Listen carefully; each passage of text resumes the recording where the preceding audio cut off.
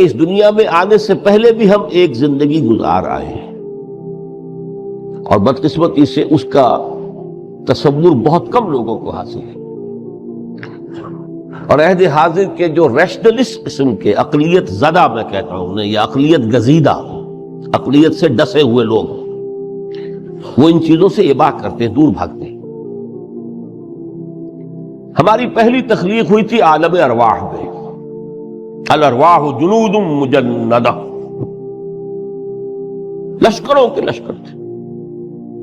آدم سے لے کر آخری انسان جو دنیا میں پیدا ہوگا قیامت تک، سب کی ارواح عالم ارواح میں پیدا کر دی گئی۔ وہاں عہد لیا گیا، الست بربکم قالوا بلی، کیا میں تمہارا رب نہیں ہوں، مالک نہیں؟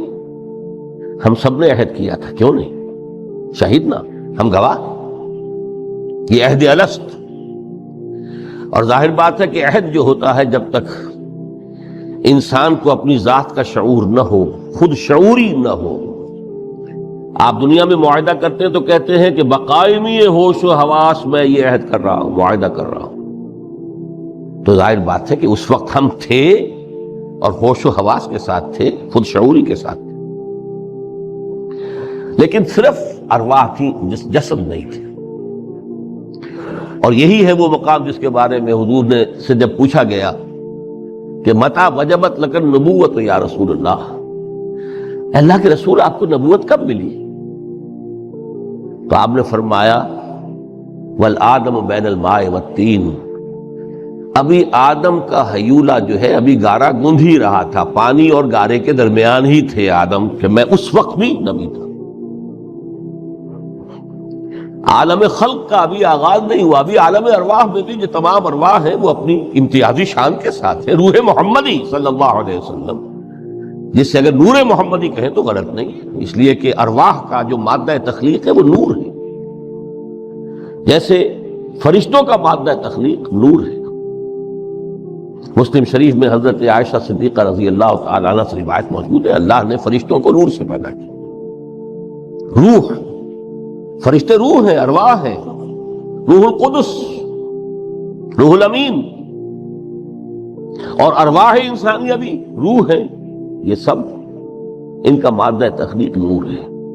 اس وقت ہم پیدا کیے گئے، صرف ارواح کی شکل میں ہم سے عہد لیا گیا اور پھر سلا دیا گیا۔ یہ پہلی موت تھی جو ہم پر وارد ہوئی ہے اس دنیا میں آنے سے پہلے،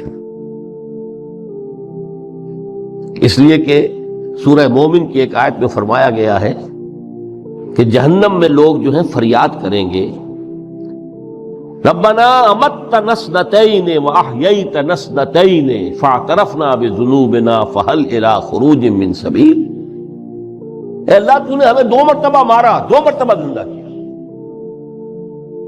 تو اب ایک مرتبہ اور صحیح، کہ یہاں سے نکلنے کا بھی کوئی راستہ ہے کہ نہیں؟ اتنے مراحل سے تو ہمیں لے کر آیا ہے، ایک مرحلہ اور سی۔ تو یہ 2 موتیں کون سی ہیں؟ پہلی موت وہ تھی جب ارواح کو موت کی نیند سلا دیا گیا۔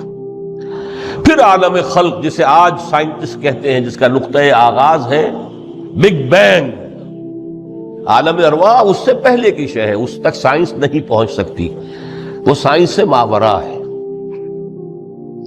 لیکن جہاں سے سائنس شروع ہوتی ہے وہ عالم خلق کا آغاز ہے، بگ بینگ سے۔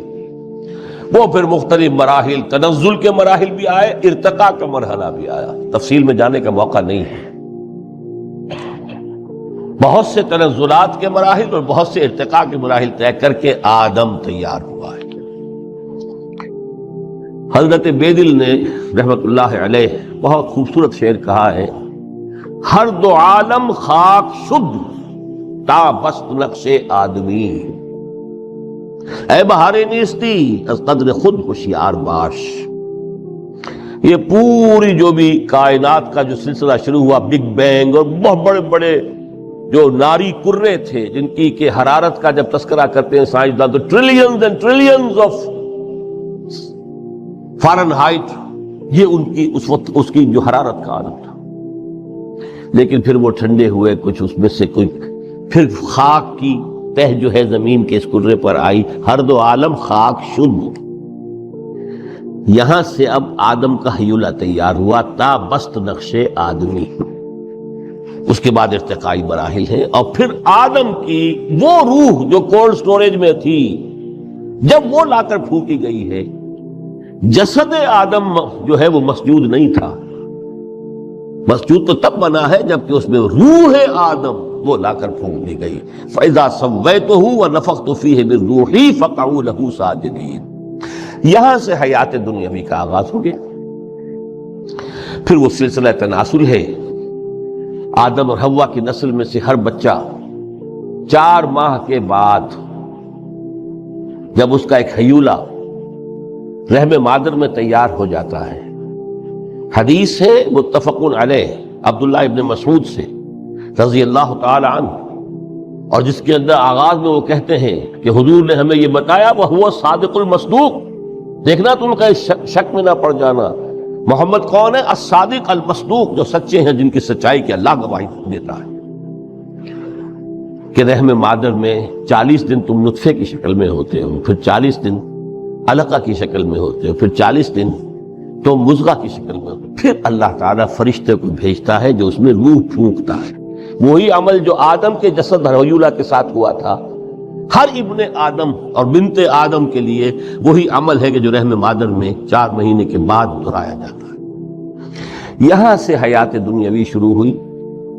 پھر موت، یہ دوسری موت ہے. اب پہلی موت تو وہ تھی، لیکن دوسری موت یہاں سیپریشن ہو جائے گی. جو زمین سے آیا تھا تخلیقی مادہ، وہ جسم میں زمین میں گیا، گل سڑ کر ختم ہوا.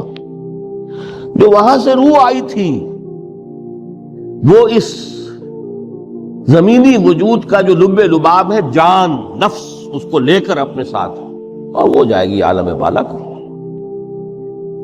پھر یہ ایک وقفہ ہے، پھر بعد بعد الموت ہے. تو احیاء بھی 2 ہو گئے. ایک مرتبہ پہلی موت کے بعد زندہ کیا اس عالم میں، آنکھ کھلی اس عالم میں ہماری، یہ پہلا احیاء تھا. کیف تکفرون باللہ وکنتم امواتا فاحیاکم ثم یمیتکم ثم یحییکم ثم الیہ ترجعون. دوسرا احیاء وہ ہوگا قیامت کے دن بعد الموت، اور پھر اس کے بعد وہ زندگی ابدی زندگی ہے، ہمیشہ کی. یہ تصور سامنے رکھیے. تو یہ جو تھوڑا سا وقفہ، یہ تو زندگی بہت طویل ہے. تو اسے پیمانہ امروز و فردا سے نناب جاویداں پہم دماں ہر دم جواں ہے زندگی. اس میں یہ وقفہ جو ہے خلق الموت والحیات لیبلوکم ایکم احسن عملا، یہ اس جسد کے ساتھ اس روح کا اتصال، اور یہ 30 40 50 60 70 80 100 برس کی عمر، یہ ایک وقفہ ہے. یہ امتحانی وقفہ ہے. تمہیں جانچا جا رہا ہے، پرکھا جا رہا ہے. ایکم احسن عملا. اب اگر تو 2 چیزیں انسان پر واضح رہیں، اور نہ صرف واضح رہیں، مستحضر رہیں. واضح تو ہو جاتی ہے ایک چیز، پھر آدمی بھول جاتا ہے، تو کوئی فائدہ نہیں دیتا اس کے. مستحضر ایک یہ کہ اصل زندگی آخرت کی زندگی ہے، طویل ہے. بل توثرون الحیات الدنیا والآخرۃ خیر وابقیٰ کلا بل تحبون العاجلہ وتذرون الآخرہ.